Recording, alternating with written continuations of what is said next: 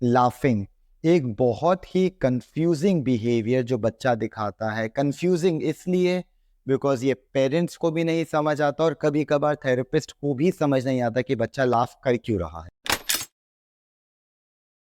अब मैं आपको बताना चाहूंगा कि कुछ चीजें आप ध्यान से देखिए कि आपका बच्चा ऐसे कुछ चीजें पोर्ट्रे कर रहा है, तो शायद हमें आइडिया मिल जाए कि वो लाफ क्यों कर रहा है। तीन चीजें जो हमें ध्यान देनी है वो ये है कि कई बार जब हम सेंसरी ट्रीटमेंट, खासकर जो हमारा वेस्टिबुलर पार्ट होता है, अगर हम बहुत ज्यादा दे देते हैं बच्चे को, तो क्या होता है कि बच्चा ओवरवेल्म हो जाता है। एंड देन बिकॉज वर्बल नहीं है वो, तो वो लाफिंग कहीं ना कहीं स्टार्ट कर देता है। तो वन ऑफ द पॉइंट हो सकता है कि अगर उसको एक्सेस सेंसरी स्टिमुलेशंस मिल रही हैं।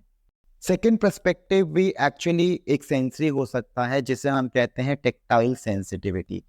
कई बार क्या होता है कि बच्चे को एक हल्का सा टच भी लाफिंग दे देता है, तो अगर उसका टेक्टाइल सिस्टम थोड़ा सा सेंसिटिव है तो ये भी एक रीजन हो सकता है कि बच्चा लाफ कर रहा है। और अगर बिहेवियर एस्पेक्ट की बात की जाए तो अटेंशन सीकिंग बिहेवियर, जो कि बहुत कॉमन हो जाता है ऐसे बच्चों में, बिकॉज अगर आप कोई डिमांड्स रखते हैं या अगर आप चाहते हैं कि बच्चा कोई काम करे और वो नहीं करना चाहता, तो वो कहीं ना कहीं अवॉइडेंस के लिए भी लाफ करता है, ताकि एंड इनफैक्ट आप देखोगे कि लाफ करते हुए नीचे गिर गया है या फिर लाफ करते हुए वो आपके ऊपर या पेरेंट्स के ऊपर चढ़ जाते हैं, तो वो कहीं ना कहीं ये बिहेवियर भी हो सकता है जहाँ पे वो चीज़ें अवॉइड कर रहा है करने के लिए। और अगर मैं वेस्टिबुलर का एग्जांपल दूँ, तो अगर हम बच्चे को बहुत देर तक स्विंग देते ही रहते हैं जहाँ पे वो कुछ काम नहीं कर रहा बट स्विंग ही ले रहा है, या फिर हम बहुत तेजी से स्विंग दे देते हैं बच्चे को, जिससे कि वो एक्चुअली अवेयर होने के बजाय डिसोरिएंट हो जाता है, तो उस केस में लाफिंग इंक्रीज हो सकती है।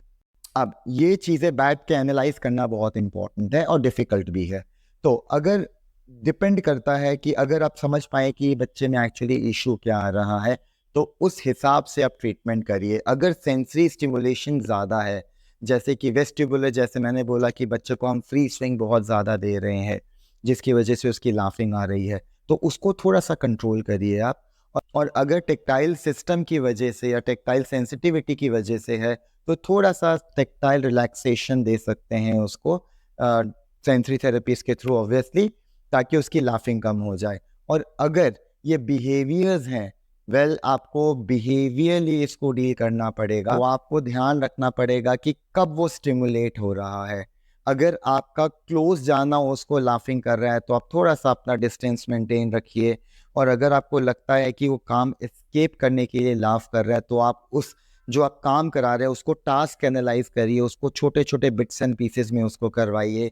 और अगर आपको लग रहा है कि बहुत ज़्यादा अटेंशन सीकिंग है जो आप नहीं कंट्रोल कर पा रहे, तो ट्राई करिए कि आप उस सिचुएशन से निकल जाइए, ताकि अगर आप निकलेंगे तो ऑब्वियसली उसकी लाफिंग और उसका बिहेवियर रिड्यूस हो सकता है। ऐसे ही कुछ और बिहेवियर्स या सेंसरी इश्यूज के बारे में अगर आप जानना चाहते हैं तो कमेंट सेक्शन में मुझे लिखिए, मैं ट्राई करूंगा कि मैं उनके ऊपर भी वीडियोस बनाऊं।